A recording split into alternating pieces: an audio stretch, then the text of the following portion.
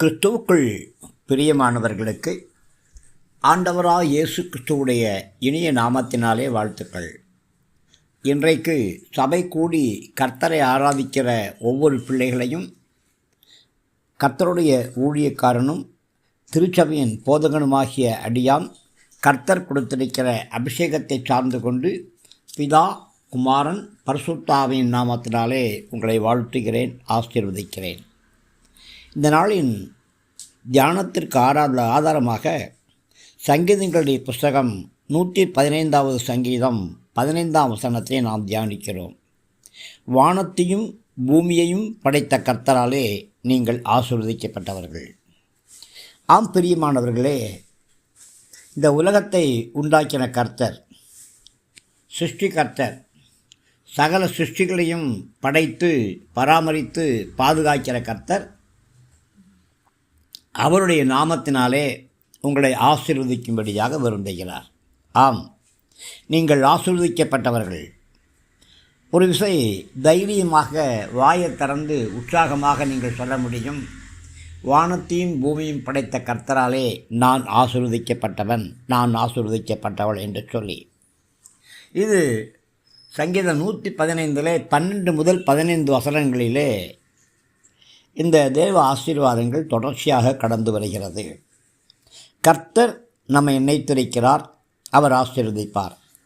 இஸ்ரவேல் குடும்பத்தாரை ஆசீர்வதிப்பார், ஆரோன் குடும்பத்தாரை ஆசீர்வதிப்பார்.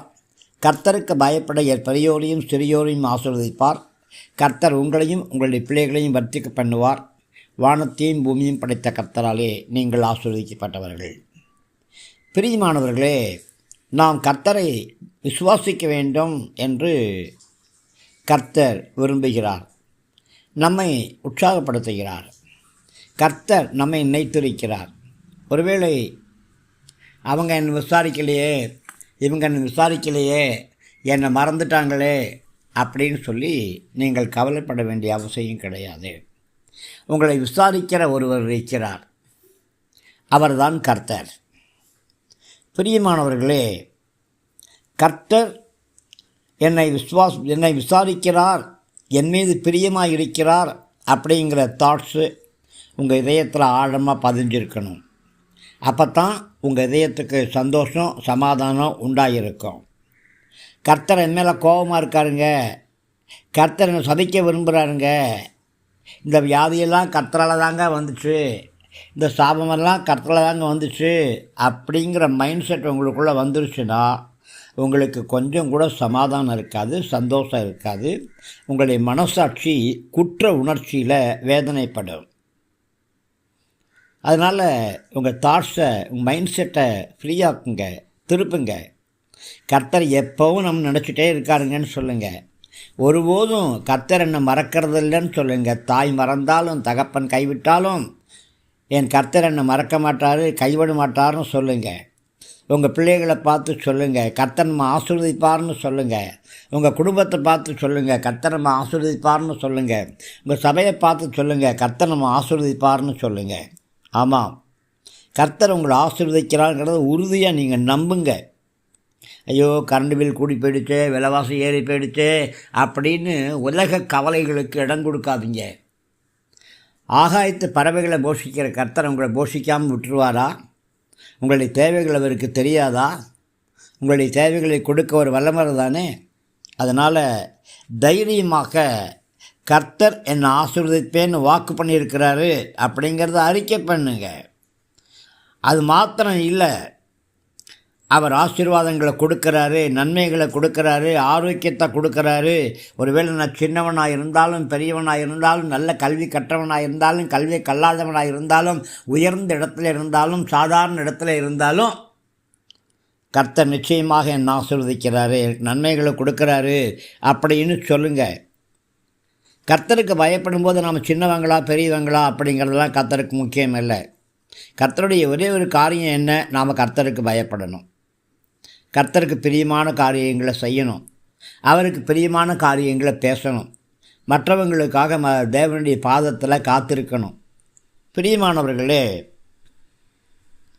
ஒருவேளை நீங்கள் இஸ்ரேல் காணியாட்சிக்கு புறம்பாக இருக்கலாம், ஆரோன் குடும்பத்தை சேராதவங்களாக இருக்கலாம். ஆனாலும் கூட கர்த்தர் சொல்லக்கூடிய ஒரே ஒரு கண்டிஷன் என்ன? எனக்கு நீங்கள் பயப்படுங்க. நீங்கள் கர்த்தருக்கு பயப்படும்போது கர்த்தர் உங்களை ஆசீர்வதிக்கிறாரு. ஆமாம், அதை நீங்கள் உறுதியாக நம்புங்க. உங்களை மட்டும் இல்லைங்க, உங்கள் பிள்ளைகளையும் கர்த்தர் வர்த்திக்க பண்ணுவாருங்க. இது கர்த்தருடைய வாக்குத்தத்தம். கர்த்தர் தம்முடைய வார்த்தையில் என்றைக்குமே உண்மையுள்ளவர் தானே. கர்த்தர் நம்முடைய சொந்தத்தையும் கண்டிப்பாக வர்த்திக்க பண்ணுவார். நமக்கு கிருபைகளை கொடுப்பார், இரக்கங்களை கொடுப்பார், ஆசீர்வாதங்களை கொடுப்பார், தாளந்தைகளை அதிகமாக கொடுப்பார். கர்த்தரை அறிகிற அறிவினால் தெய்வீக ஞானத்தை கொடுப்பார். உங்களுடைய வாழ்க்கையில் பரிசுத்தத்தை கொடுப்பார். உங்கள் பிள்ளைகளுடைய வாழ்க்கையில் பரிசுத்தத்தை கொடுப்பார். சந்தோஷத்தை கர்த்தர் அதிகமாக கொடுப்பார். பிரியமானவர்களே, யாரெல்லாம் கர்த்தரை தேடுறாங்களோ அவங்களுக்கு ஒரு நன்மையும் குறையாதுங்க. ஒரு ஆசீர்வாதமும் குறையாது. அது பெருகிட்டே தான் போகும். கர்த்தர் தம்முடைய கிருபைகளை வர்த்திக்க பண்ணிகிட்டே இருப்பார். நீங்கள் கர்த்தருக்கு பயந்து இந்த பூமியில் வாழக்கூடிய காலங்களில் உங்களுடைய ஆசீர்வாதங்களுக்கு ஒரு பொழுதும் குறைவு இருக்காது. கடன் பிரச்சனைகள் எல்லாம் மாறும். இனி கடன் வாங்க மாட்டேன் அப்படிங்கிற தீர்மானத்துக்குள்ளே வாங்க. படுக்கையில் வியாதியாக இருந்தீங்களா, உங்கள் படுக்கையை கர்த்தர் மாற்றுவார். உங்களுக்கு ஆரோக்கியத்தையும் சுகத்தையும் கர்த்தர் உருவாக்கி தருவார். ஆமாம், நீதிமொழிகள் 4:18 நீதிமான்களுடைய பாதை நடுப்பகல் வரைக்கும் அதிகமாக பிரகாசிக்கிற சூரிய பிரகாசம் போல் இருக்கும்னு சொல்லப்பட்டிருக்கு இல்லையா? நீங்கள் சூரியனை போல் பிரகாசிப்பீங்க. மத்தியான சூரியன் எவ்வளோ பிரகாசமாக இருக்கோ அவ்வளோ பிரகாசமாக நீங்கள் காணப்படுவீங்க. பிரியமானவர்களே, ஏசாயா 61:9 என்ன சொல்லப்பட்டிருக்குன்னா, அவர்கள் சந்ததியானது ஜாதிகளின் நடுவிலும் அவர்கள் சந்தானமானது ஜனங்களின் நடுவிலும் அறியப்பட்டிருக்கும். அவர்களை பார்க்குற யாவரும் அவர்கள் கர்த்தரால் ஆசீர்வாதம் பெற்ற ஜாதி சந்ததி என்று சொல்லுவார்கள். ஆமாம், உங்களை ஆசீர்வதிக்கிற கர்த்தர் யார்? மகா பெரியவர். உங்களுக்கு தெரிந்த பெரிய மனிதர்களுடைய பேரெல்லாம் பட்டியல் போட்டு பாருங்கள். அமெரிக்க ஜனாதிபதி வரைக்கும் பட்டியல் போட்டு பாருங்கள். இவைகள் எல்லாவற்றையும் தாண்டி கர்த்தர் தான் பெரியவர். ஸ்தோத்திரம் உண்டாகட்டும். ஆமாம், தைரியமாக சொல்லுங்கள், எங்கள் ஆசீர்வதிக்கிற கர்த்தர் பெரியவர். மாத்திரமல்ல, அவர் சர்வ வல்லமை உள்ளவர். He is the almighty god. சர்வ வல்லமை உள்ளவர். அவரால் செய்யக்கூடாத கடினமான காரியம்னு ஒன்றுமே கிடையாது. ஒன்றுமே இல்லாத இந்த வானத்தையே உருவாக்கினாரே, ஒன்றுமே இல்லாத இந்த சூரியனையும் சந்திரன் நட்சத்திரங்களையும் உருவாக்கினாரே, பூமியை உண்டாக்கினாரே. அவருடைய மகத்துவமான கரத்தினாலும் மகிமையான கிருபையினாலும் கர்த்தர் உங்களை ஆசீர்வதிக்காமல் இருப்பாரா? இது நமக்கு கிடைச்சிருக்கிற மிகப்பெரிய பாக்கியம். நமக்கு கர்த்தருடைய ஆசீர்வாதங்கள் எப்பொழுதுமே தங்கி இருக்கும். அதனால் வானத்தையும் பூமியும் படைத்த கர்த்தராலே நான் ஆசீர்வதிக்கப்பட்டவன்னு சொல்லுங்கள். என் குடும்பம் ஆசீர்வதிக்கப்பட்டதுன்னு சொல்லுங்கள். என் பிள்ளைகள், என் மனைவி என் பிள்ளைகள் ஆசீர்வதிக்கப்பட்டவங்கன்னு சொல்லுங்கள். என்னுடைய தொழில் ஆசீர்வதிக்கப்பட்டதுன்னு சொல்லுங்கள். என் வியாபாரம் ஆசீர்வதிக்கப்பட்டதுன்னு சொல்லுங்கள். என் ஊழியம் ஆசீர்வதிக்கப்பட்டதுன்னு சொல்லுங்கள்.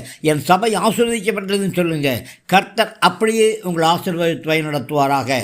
தேவ கிருபை நம் அனைவரோடும் கூட இருக்கட்டும். ஆமேன், ஆமேன்.